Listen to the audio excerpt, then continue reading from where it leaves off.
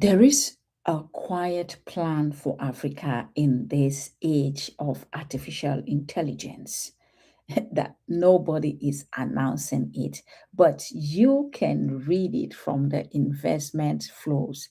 The plan for a continent like Africa with over 1.5 billion people to be the world's biggest customer and never the architect of the AI economy.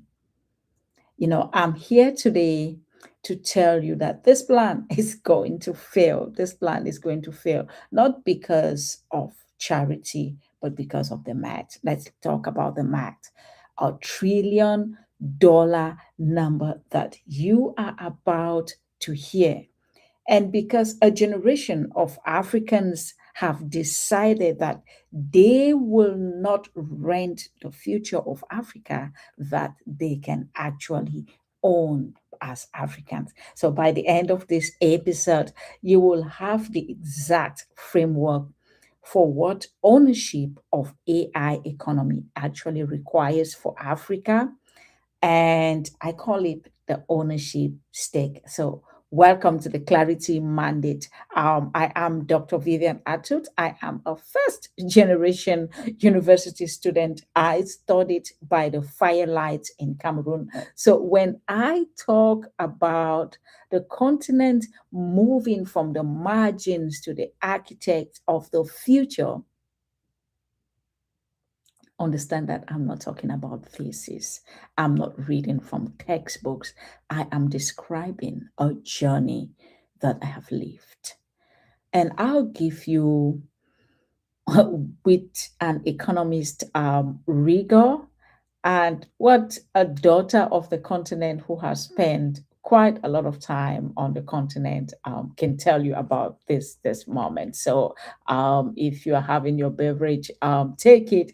Join us for the next few moments as we discuss Africa in this age of AI and talking about AI ownership. So let's start with the facts.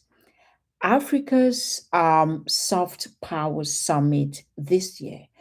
At that summit, Google's own managing director for Africa said, and this was said quite loudly. Google's director for Africa said, Africa must not just be a consumer of AI that is built elsewhere. Africa must, in his own words, be part of the architecture. So, and here is the number that will change this conversation for you. The African Development Bank projects that inclusive AI deployment could add up to about $1 trillion to the continent's GDP by 2035. This is nearly a third of Africa's entire current economic output. Let that number sink. About a third of the entire economic output of the continent as we speak right now. So for me, $1 trillion is not just a number that we're talking about catching up. No, it's a story about building. But that is not the whole battle. The value only stays on the continent if Africa controls the things that they generate. Talk about infrastructure, talk about data, talk about the platforms, talk about the capital and all that. So here's the trap that I need you to see.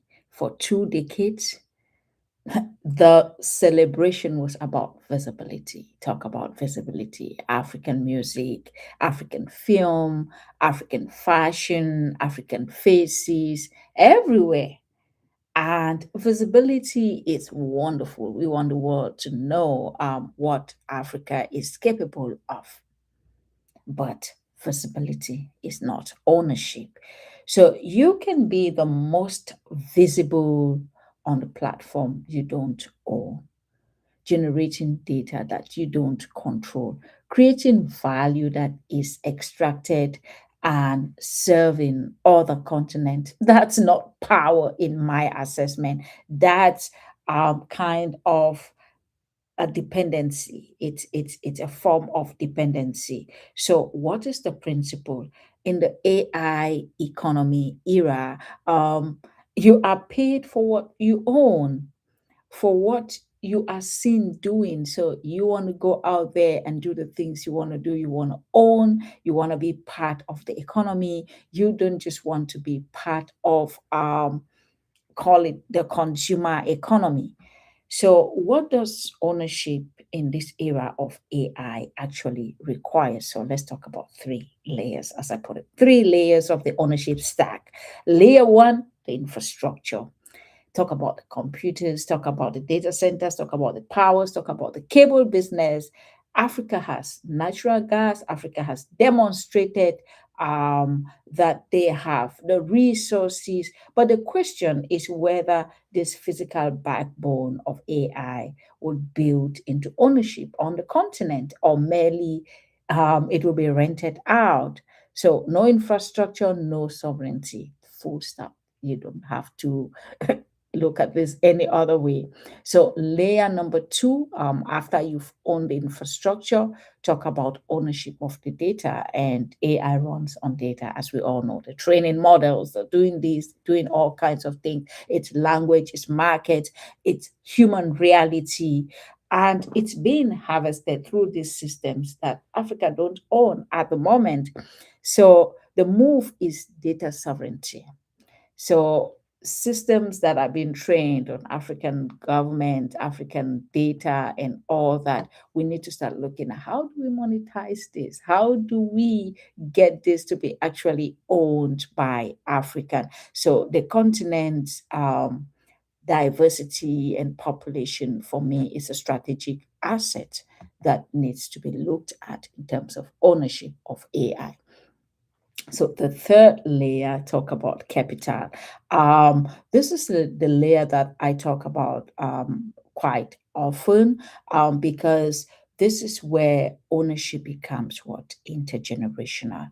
Whoever finances the build owns the upside. As the cycle, as the development in AI continues, the financiers will continue to own the returns on their investment. So if every AI venture on the African continent is funded from abroad, and think about the $1 trillion industry that is about to be built by this AI on the continent, will be trickling out of the continent.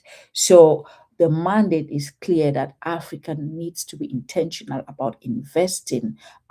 Talk about local fund pooling, talk about community capital, talk about ownership models that governments can look at, whether at the level of regions, of countries, of the African Union. So these are things that needs to be looked at. So you talk about infrastructure, you talk about the data, you talk about control of the resources. Um, so uh, inheritance and the future of Africa, it's not up for sale. Talk about the land, talk about the possessions. So it is very, very important that African leadership begin to look at how would Africa participate in the AI um, era. So it doesn't matter where you sit, whether you are a founder, an investor, a policymaker, a professional in the diaspora or on the continent. Ask what layer of ownership, as far as AI adoption and deployment and development on the continent is, what layer of ownership does it add to the company, to the continent? If it's only adds visibility, that's not enough. So there are some moves that Africa want to look at right now. Move number one, it's about capital. If you're part of the diaspora, you want to look at investing back home. You want to look at investment in the architecture of building AI infrastructure in Africa.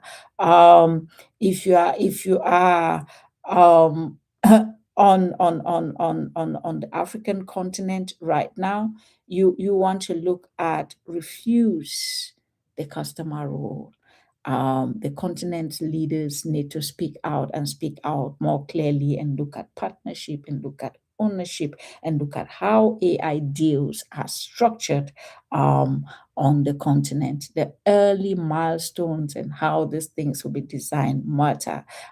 So $1 trillion plus is on the table. It will either flow out of the African continent to somewhere else, or it will be built, developed, and inherited on the African continent.